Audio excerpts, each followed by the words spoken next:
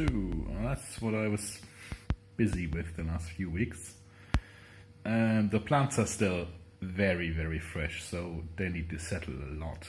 I'll show you details. Yeah, I've even got some plants here that I haven't even really put in the tank. I might not even keep them. And the lights, they look absolutely gorgeous, but I have to admit that it's mostly because they are starting their dimming cycle now and they're going into dawn mode. Oh, and I realize there's a ton of flicker. Oh. They do have a setting to avoid that for video filming, but honestly I can't be asked to change that right now, so you have to live with that.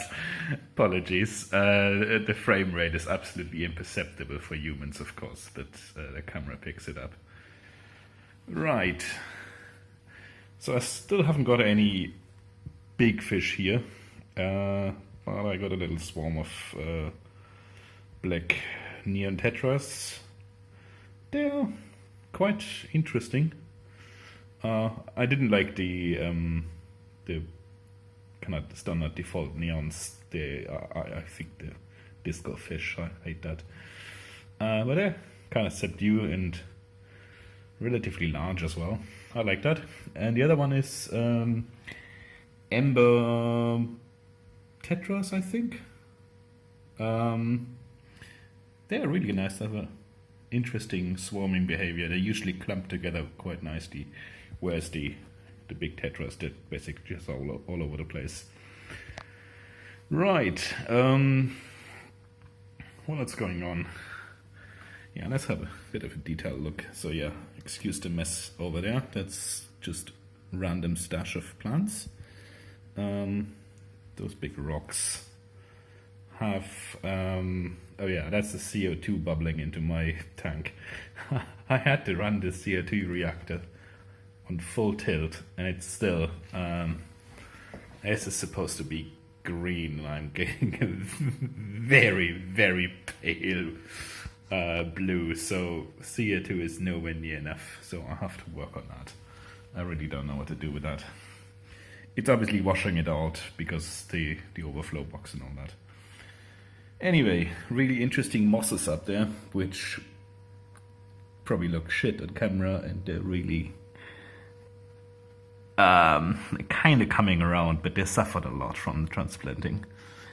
Different types of moss down here. They are supposed to grow into a kind of large bushy clumps.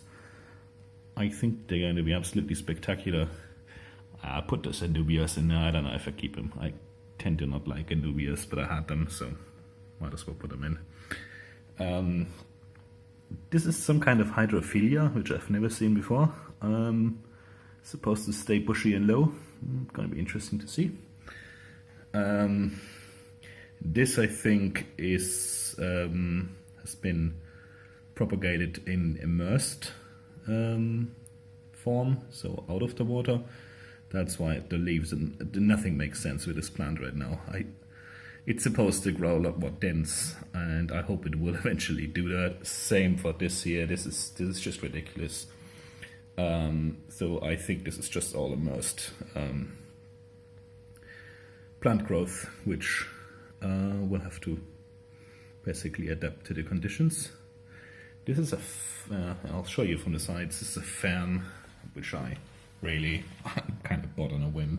It doesn't really fit in here, but let's see how it goes. I forgot what this stuff is called, but it's kind of the typical fast-growing shit to start the tank.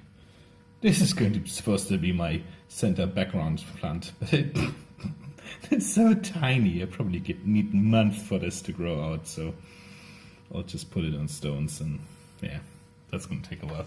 The whole tank is gonna look like shit for a while. Right, what else to say? Yeah, there's like little Corex plastic bits in a tank. Yeah, you can see them here. They will obviously not be visible as soon as the plants really kick in. This down here is the typical HCC Cuba, whatever, forgot the name. Yeah, it's supposed to cover the whole bottom there. leaving the rest bare. I kind of like that. The power head isn't running at the moment. It's really just there to twice a day go full tilt and pick up all the muck at the bottom. Because obviously with the overflow box, it only picks stuff up that's actually in the water column. Ghetto feeding ring. This is monitoring my tank right now, and yeah, the pH value is totally wrong. That's a CO2 issue. I need to address that. I really don't know what to do yet.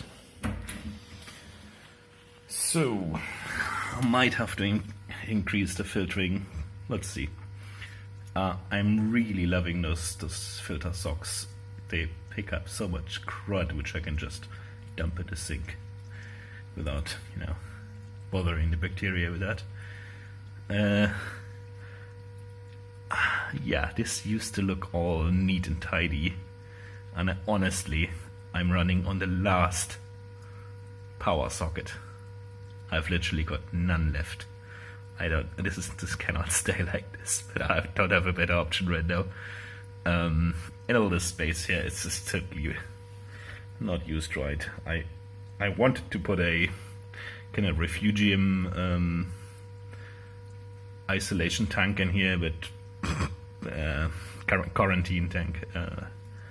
Not gonna happen with this kind of mess going around here. And I still haven't even put the dosing bottles here. The pump is already installed, but it's not running anything. Obviously, Profilux computer, not amazing, and it's old, not internet connected, but it works. It's a bit of a pain to use. I would have designed it differently, but yeah.